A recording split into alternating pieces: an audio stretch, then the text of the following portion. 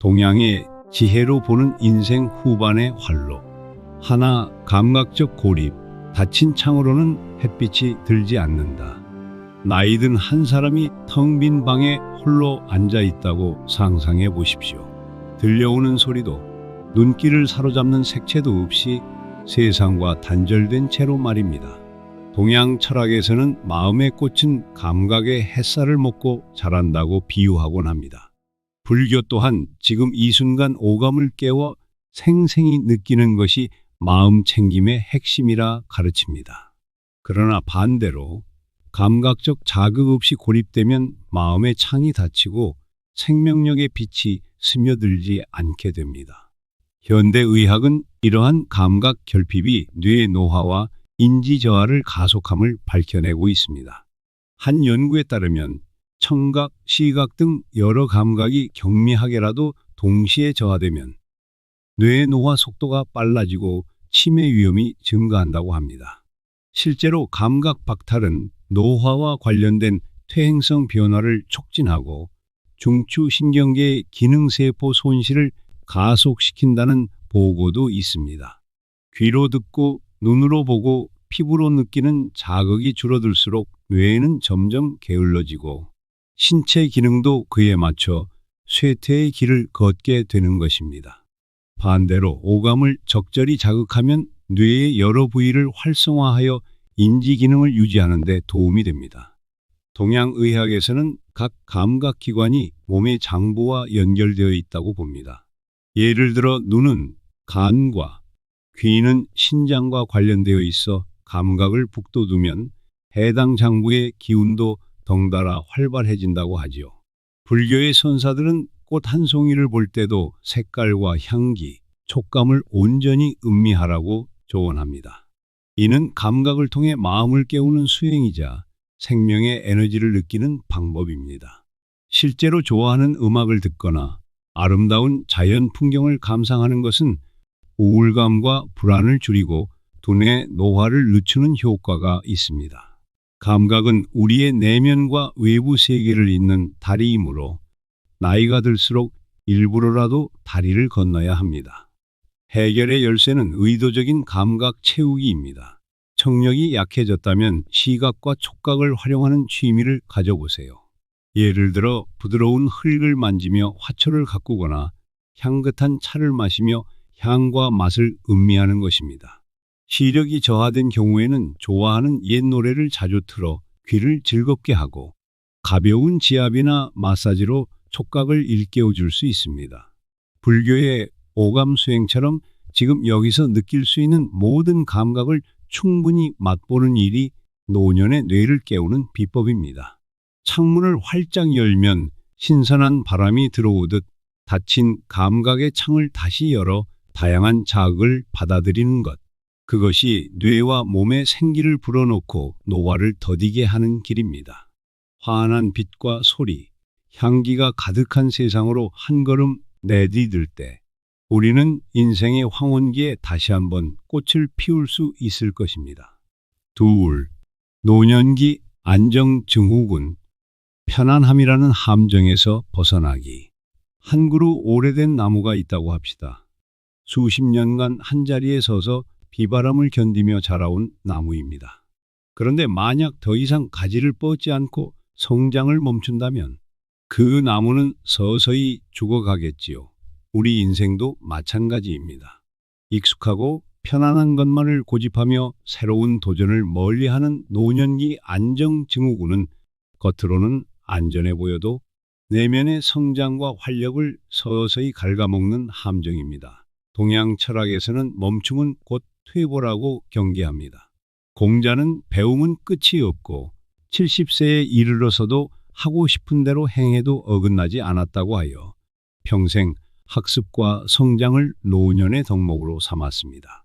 부처님 역시 안락한 왕궁을 떠나 스스로 고난의 길을 선택함으로써 깨달음에 이르렀지요. 안정에 안주하지 않고 불편함을 견딘 끝에야 비로소 큰 성장이 온다는 것. 이것이 동양의 지혜입니다. 현대 연구 역시 편안함의 껍질을 깨고 나오는 것이 뇌와 신체를 젊게 유지하는 비결임을 밝혀냈습니다. 하버드 의대 연구팀이 뛰어난 인지 기능을 보유한 70에서 80대 슈퍼 에이저들을 조사한 결과 이들은 공통적으로 새로운 정신적 도전을 즐기고 익숙함에 머물지 않는 성향을 보였습니다. 보통의 노인들은 어려운 과제를 접하면 포기해버리기 쉽지만 슈퍼 에이저들은 도전하면 해낼 수 있다는 마음가짐으로 임하며 불편과 도전을 기꺼이 감내한다고 합니다. 그 결과 이들의 뇌의 일부는 같은 연령대에 비해 두껍고 건강하게 유지되었고 기억력 테스트에서도 젊은 층 못지않은 성과를 냈습니다. 즉, 계속 배우고 도전하는 것이 뇌를 단련하고 노화를 늦추는 핵심이라는 것입니다. 그렇다면 어떻게 이 함정을 극복할 수 있을까요? 해답은 날마다 조금씩 새로운 나를 만나는 것입니다. 동양에서는 나무는 고요할 때 죽고 사람은 움직일 때 산다는 말로 정체되지 말 것을 강조합니다. 불교는 현재에 안주하지 않고 매 순간 새로 태어난 마음으로 살아가라고 가르치지요. 이를 삶에 적용해 봅시다. 예를 들어 그동안 해보지 않았던 취미나 공부를 시작해 보는 것입니다. 새로운 언어를 배운다든지 손주들에게 최신 기술을 배워본다든지 아니면 익숙한 십자 말풀이 대신 수학 퍼즐이나 새로운 보드게임에 도전해보는 시기입니다. 낯설고 약간은 불편하더라도 초심자의 마음으로 임해보세요. 이 과정 자체가 두뇌에는 훌륭한 자극이 됩니다. 한편 꼭 거창한 일이 아니어도 좋습니다. 일상의 작은 변화를 통한 도전도 충분히 의미 있습니다. 평소 오른손잡이라면 하루 10분은 왼손으로 글씨를 써본다거나 매일 걷던 산책로에서 한 블록 더 가보는 식의 사소한 변주도 뇌를 깨우는 신선한 자극이 됩니다. 동양의학에서는 뇌를 쓰는 것도 기혈순환이라고 하여 새로운 것을 배울 때 뇌에 피가 돌고 활력이 생긴다고 보았습니다. 마음의 안정만큼이나 불편함 속에서 배우는 정진을 소중히 여겨야 합니다. 불교 경전에 이르길 늙음을 두려워 말라. 지혜를 일깨우면 슬픔과 고통을 이겨낼 수 있다 하였습니다. 새로운 도전에서 얻는 배움의 기쁨과 성취감은 곧 삶의 지혜로 축적되어 우리를 더욱 빛나게 합니다. 그러니 70세 이후라고 해서 삶의 모험심을 내려놓지 마십시오. 오히려 이제야말로 하고 싶었지만 미뤄둔 일들에 뛰어들기 좋은 때입니다. 그림 그리기, 악기 배우기, 동네 봉사활동, 무엇이든 좋습니다. 편안함이라는 자금 울타리를 박차고 나올 때 우리는 삶의 두 번째 봄을 맞이할 수 있을 것입니다. 고요한 연못을 스스로 흔들어 물결을 만들 때 그 물결이 우리 내면의 호수에도 변화와 젊음을 가져다 줄 것입니다. 셋, 단백질 섭취 부족. 음식이 곧 약이라는 양생의 지혜.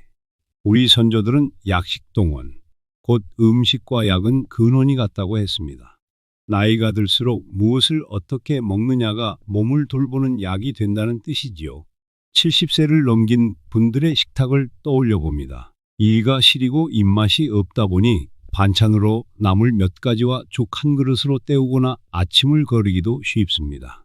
그러나 노년기의 단백질 섭취 부족은 근육과 뼈뿐만 아니라 두뇌 건강까지 위협하는 숨은 복병입니다. 동양의학에서 신장은 우리 생명력의 뿌리로 간주되는데 이 신장이 뼈를 주관하고 골수를 채우며 뇌까지 연결되어 있다고 봅니다. 그리고 신장의 기운을 보강하는 대표적인 방법이 바로 음식, 특히 양질의 단백질 음식으로 기혈을 보충하는 것입니다. 불교에서도 수행승려들의 식단에 콩, 두부, 견과류 등의 단백질이 빠지지 않는 것은 몸을 지탱하는 힘이 곧 마음 공부의 바탕이 되기 때문입니다. 현대 영양학은 단백질의 중요성을 수치로 보여줍니다. 하버드 대학교의 한 연구에서는 단백질을 충분히 섭취한 사람들이 그렇지 않은 이들에 비해 노년기에 인지기능 저하나 치매에 걸릴 위험이 훨씬 낮은 것으로 나타났습니다. 20년에 걸쳐 7만 7천여 명의 식단을 추적한 결과 탄수화물 대신 단백질로 5%의 열량만 대체해도 치매 위험이 유의하게 감소했습니다. 특히 식물성 단백질의 효과가 두드러져 콩이나 견과류 등의 단백질일 경우 같은 5% 대체로 치매 위험이 26%나 낮아졌다고 합니다. 콩류와 같은 식물성 단백질이 가장 보호 효과가 컸다는 점도 흥미롭습니다. 다른 연구들에서도 단백질을 충분히 먹는 노인이 그렇지 않은 노인보다 기억력이 좋고 인지장애 위험이 낮았다는 사실이 보고되었습니다. 요컨대 단백질은 근육의 재료일 뿐 아니라 뇌의 신경 전달 물질과 세포를 유지하는 필수 요소라는 것입니다. 이를 보완하기 위해서는 식탁 위에 단백질 친구들을 늘 초대하는 습관이 필요합니다. 동양의 양생법에서는 노년에 따뜻한 국물에 고기나 콩을 넣어 기운을 북돋는 보양식을 즐겨왔습니다. 예컨대 아침에 들깨가루 듬뿍 넣은 미역국 한 그릇으로 단백질과 칼슘을 보충하고 점심에는 두부나 생선을 곁들인 반찬을 챙기며 저녁에는 콩나물이나 두유로 가볍게 단백질을 섭취하는 식입니다. 이렇게 매 끼니 단백질을 꼭 한 가지 이상 포함시키면 좋습니다. 치아가 약하면 푹 삶거나 갈아서 형태를 조절하고 입맛이 없으면 된장이나 허브로 풍미를 더해보세요. 또한 육류와 식물성 단백질을 균형 있게 섭취하는 것이 바람직합니다. 살코기나 생선은 양질의 단백질과 함께 비타민 B12 같은 뇌 건강에 유익한 영양소를 제공하고 콩류와 견과류는 식이섬유와 항산화 물질까지 더해져 노화 억제에 도움을 줍니다. 동의보감에는 노인은 골수가 마르니 마땅히 보하지 않으면 아니 될 것이다 라는 구절이 있습니다. 골수를 채운다는 것은 곧 단백질과 영양을 보충해 삶의 뿌리를 튼튼히 한다는 의미일 것입니다. 그러니 음식으로 내 몸과 마음을 치료한다는 생각으로 하루하루 정성껏 내 몸에 단백질이라는 선물을 주십시오. 그 작은 노력 하나로 근육 감소증을 예방하고 낙상과 골절 위험을 줄이며 두뇌에도 활력을 불어넣을 수 있습니다. 단백질을 채운 식사는 곧 생명 에너지를 채우는 일이니까요. 나이가 들어 근력이 빠지고 기억이 희미해지는 것을 막아주는 보약은 멀리 있지 않습니다. 매일 먹는 한 끼 식사 속에 이미 그 답이 담겨 있습니다. 좋은 음식을 아낌없이 내 몸에 베풀어주는 것, 그것이 곧 자기 연민과 사랑의 실천이며 장수를 향한 지름길입니다.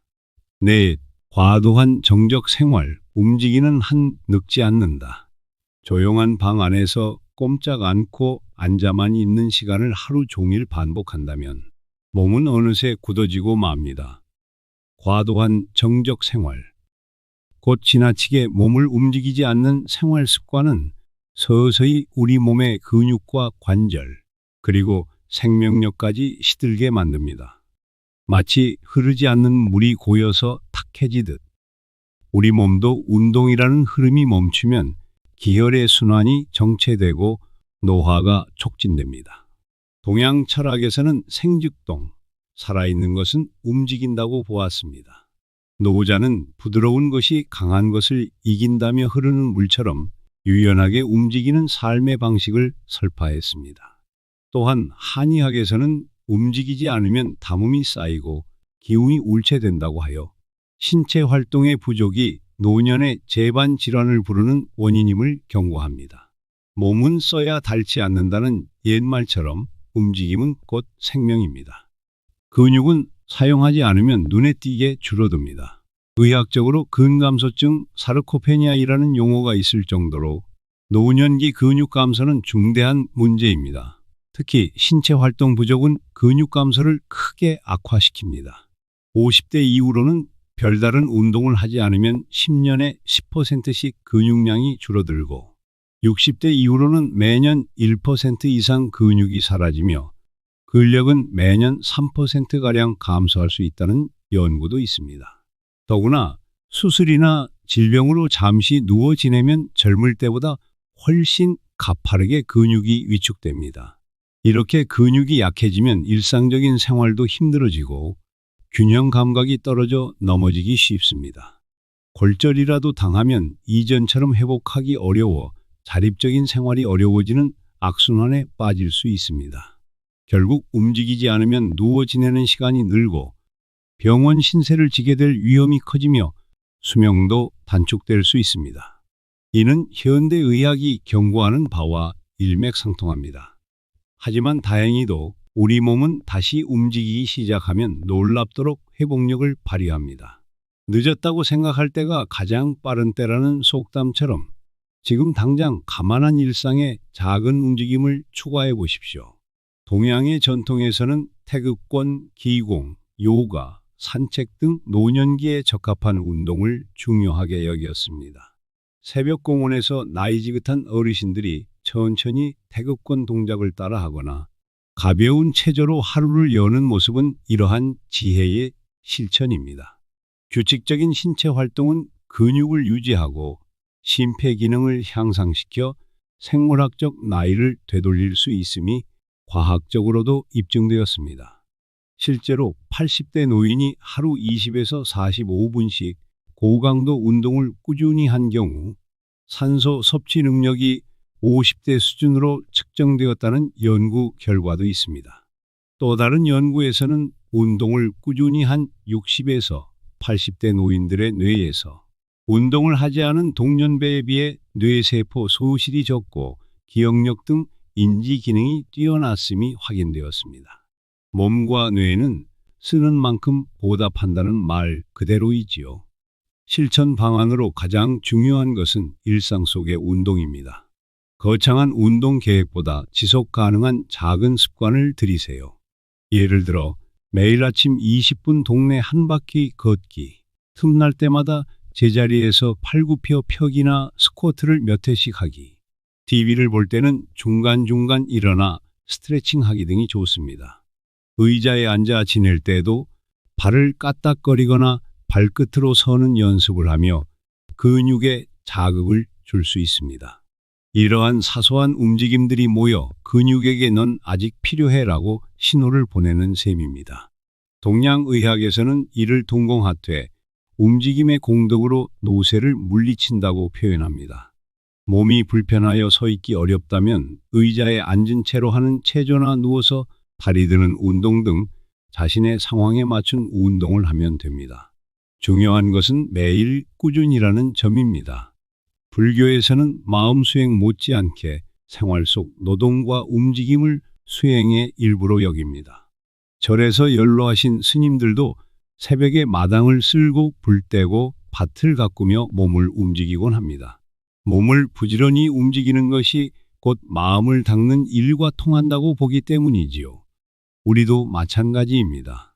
청소, 빨래, 밥짓기 같은 집안일도 능동적인 신체 활동으로 여기고 감사한 마음으로 해보세요. 손주와 공원에서 캐치볼을 하거나 함께 음악에 맞춰 춤을 추는 것도 훌륭한 운동입니다. 지팡이를 짚고서도 할 수 있는 가벼운 체조나 근력 운동이 많이 개발되어 있으니 지역 복지관이나 보건소 프로그램을 활용해 보는 것도 추천합니다. 처음에는 몸이 뻣뻣하고 힘들 수 있지만 매일 몸을 쓰다 보면 어느새 관절이 부드러워지고 근력이 붙어 자신감이 생길 것입니다. 움직이는 한 늙지 않는다는 말처럼 움직임은 생명의 불꽃을 계속 타오르게 하는 산소와 같습니다. 오늘부터 작은 발걸음을 떼어 보십시오. 그 발걸음이 모여 내일의 건강한 인생을 만들어낼 것입니다. 구부정했던 허리가 펴지고 기력이 달려 포기했던 취미를 다시 즐길 힘이 생기며 스스로 일어서 걸을 수 있다는 것이 얼마나 큰 축복인지 새삼 깨닫게 되실 겁니다. 끊임없이 흐르는 강물은 썩지 않고 막듯이 우리의 삶도 움직임이라는 흐름 속에서 젊음을 유지할 수 있습니다. 남은 삶을 조금 더 활기차게, 조금 더 오래 누릴 수 있도록 오늘도 한 걸음 내디뎌 보겠습니다. 5. 세대 단절 증후군. 함께 어울릴 때 피어나는 마음의 꽃. 할아버지 혼자 적막한 거실 소파에 앉아 창밖을 바라보고 계십니다. 방문 한켠에는 손주들의 사진이 놓여 있지만 정작 아이들의 웃음소리는 들리지 않습니다. 세대 단절 증후군, 곧 다양한 연령대와의 교류 없이 지내는 상태는 이처럼 노년의 삶을 고요하고도 쓸쓸하게 만듭니다. 동양 사회에서는 전통적으로 가족 공동체와 이웃 간의 끈끈한 유대 속에 살았습니다. 3대가 한 지붕 아래 살며 밥상을 함께하고 마을 어귀 평상에 둘러앉아 손자, 손녀 재롱을 보는 풍경은 노년의 큰 즐거움이자 위안이었지요. 그러나 현대에 들어 핵가족화와 고령화로 인해 어르신들만 고립되는 상황이 늘면서 마음의 적막감이 깊어지고 있습니다. 불교에서는 모든 존재가 연결되어 있으며 서로에게 의지한다고 합니다. 혼자 따로 떨어져서는 온전한 삶을 살 수 없다는 가르침입니다. 다른 세대와의 단절은 곧 사회적 단절이요. 마음의 에너지 고갈로 이어질 수밖에 없습니다. 과학 역시 사회적 고립과 외로움이 심장병, 우울증, 치매 등의 위험을 높이고 조기 사망률까지 증가시킨다고 경고합니다. 미국 국립노화연구소의 조사에 따르면 50세 이상의 성인 중 3분의 1이 외로움을 느끼며 사회적으로 고립되고 외롭다고 느끼는 노인일수록 치매 발병률이 높고 우울증 위험이 크다고 합니다. 심지어 만성적인 외로움은 하루 담배 몇 개비를 피우는 것만큼이나 건강에 해로운 영향을 준다는 연구도 있습니다. 반대로 사회관계망이 넓고 다양한 사람들과 어울리는 노인은 그렇지 않은 노인보다 신체 활동 수준도 높고 인지 기능도 양호하다는 보고가 있습니다. 이는 사람 사이의 교류가 곧 뇌와 몸에 자극이 되어 활력을 준다는 것을 의미합니다. 함께 웃고 대화하는 동안 뇌세포가 반짝반짝 활성화되고 마음에는 따뜻한 온기가 도는 것이지요. 해결책은 명확합니다. 다시 연결되는 것, 세대의 다리를 잇는 것입니다. 동양 철학, 특히 유교 사상에서는 장유유서라고 하여 우서른과 아랫사람 사이에 자연스러운 교류와 예의를 중시했습니다.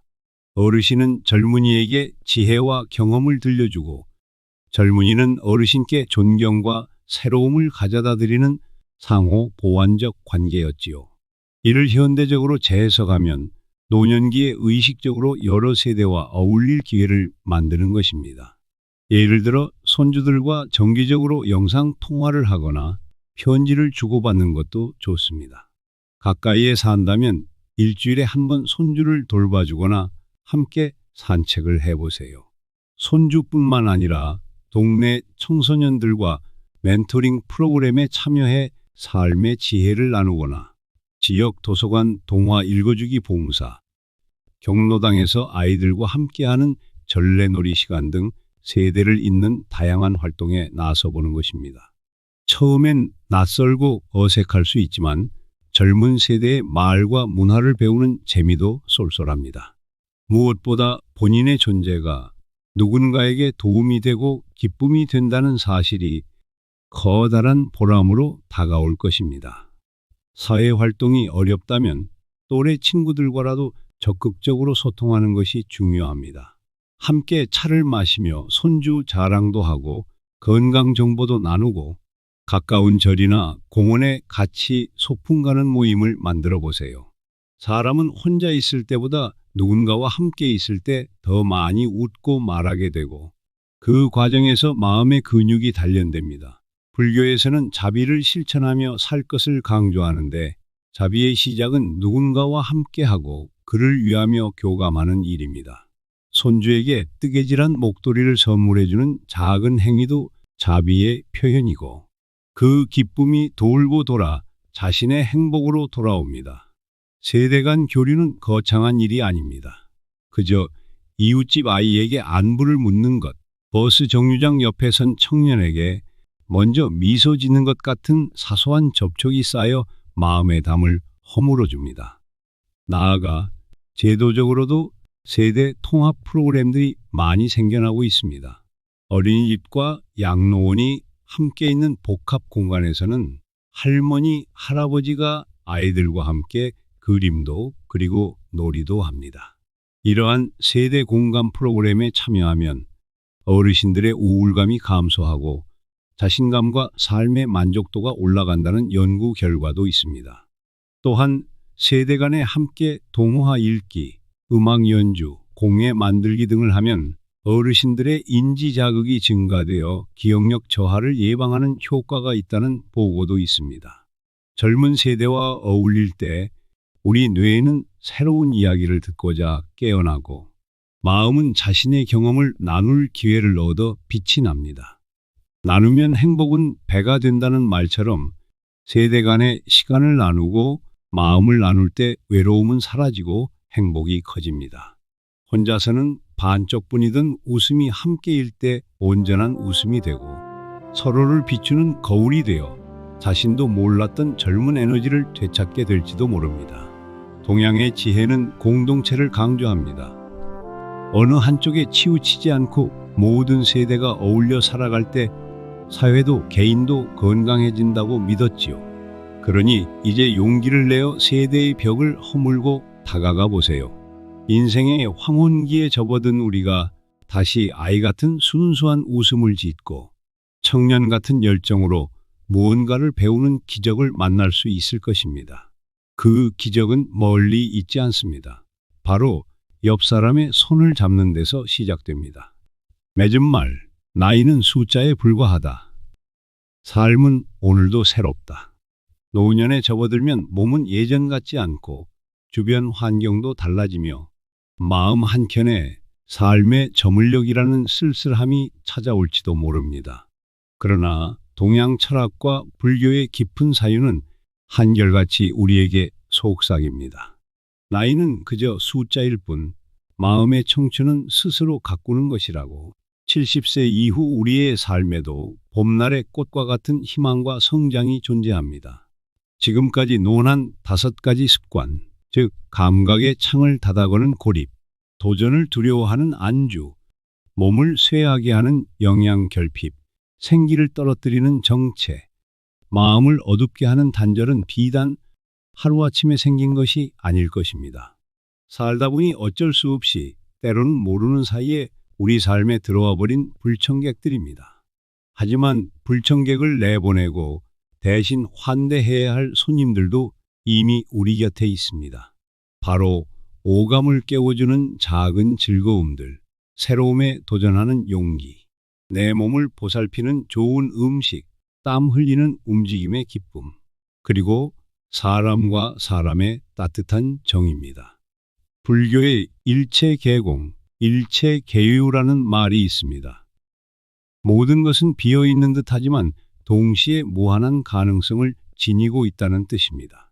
80을 바라보는 나이라 해서 반드시 병약하고 위축되어야 하는 것은 아닙니다. 오히려 마음먹기에 따라 그리고 작은 실천을 쌓아감에 따라 인생의 황혼을 가장 눈부신 황금빛 노을로 만들 수 있습니다. 동양의학의 지혜대로 몸과 마음을 조화롭게 다스리고 불교의 자비와 깨달음의 정신으로 하루하루를 의미 있게 보낸다면 나이는 거꾸로 흐르는 숫자에 불과해질 것입니다. 실제로 어떤 90세 노학자는 내 심장은 아직 20대라며 왕성한 활동을 하기도 하고 100세에 가까운 분이 청년 못지않은 근육과 정신력을 유지하며 모두를 놀라게 하기도 합니다. 그들의 공통된 비결은 거창한 것이 아니었습니다. 일상을 소중히 여기고 꾸준한 좋은 습관을 지켰을 뿐이지요. 우리에게도 그런 힘이 있습니다. 5가지 나쁜 습관을 하나씩 좋은 습관으로 바꿔가는 과정은 결코 쉽지만은 않을 것입니다. 하지만 하루에 꽃 한 송이, 나비 한 마리, 그런 마음으로 시작해보면 어떨까요? 오늘은 창문을 열고 바람과 새소리를 들여 마음을 환하게 하고 내일은 새로운 책을 펴들어 모르는 지식을 배워보고 올해는 두부우침 하나라도 더 먹어 몸에 영양을 채우고 그 다음 날은 집 앞을 2바퀴 걸어보며 땀을 내고 주말엔 오래 연락하지 못한 손주나 친구에게 전화를 걸어 안부를 묻는 것. 이렇듯 작은 변화의 씨앗들을 매일 심는다면 머지않아 우리 삶의 정원에는 다시 한번 웃음과 활력의 꽃들이 피어날 것입니다. 동양의 선현들은 인생을 수신제 가치국 평천하라 하여 자기 몸과 마음을 닦는 것에서 시작해 세상을 이롭게 하는 것으로 확장되는 과정으로 보았습니다. 70세 이후의 삶도 마찬가지입니다. 나 자신을 돌보고 가족과 이웃의 따뜻함을 건네는 작은 실천들이 쌓이면 그 자체로 세상을 밝히는 등불이 됩니다. 무엇보다 중요한 것은 희망을 잃지 않는 마음입니다. 이 나이에 무슨 이라는 생각이 들 때마다 당신 안의 등불은 아직 충분히 밝다고 스스로에게 말해주세요. 그리고 위에서 제시한 동양의 지혜들을 오늘의 나를 위한 조언으로 받아들여 보세요. 인간은 노력하는 한 늙지 않고 사랑하는 한 고립되지 않으며 배우는 한 지혜로워집니다. 마지막으로 한 늙은 선생의 시 한 구절을 떠올려 봅니다. 나이가 드니 비로소 세상이 온통 꽃으로 피었더라는 구절이었습니다. 청춘의 눈으로 보지 못했던 아름다움과 감사가 오히려 노년에 가득하다는 깨달음이지요. 지금 이 순간도 늦지 않았습니다.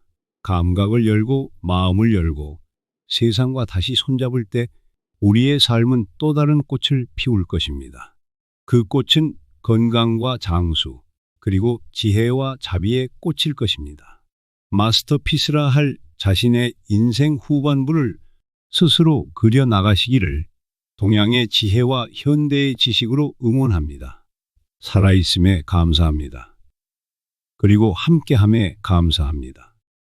오늘도 새로운 한 걸음을 내딛는 당신의 노년은 여전히 청춘입니다.